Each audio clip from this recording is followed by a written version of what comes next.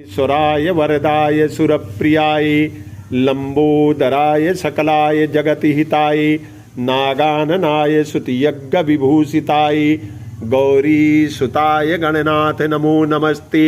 भक्तान नाशन पराय गणेश्वराय सर्वेश्वराय शुभदाय सुरेश्वराय विद्याधराय विकटाय च वामनाय भक्त प्रसन्न वरदाय नमो नमस्ते।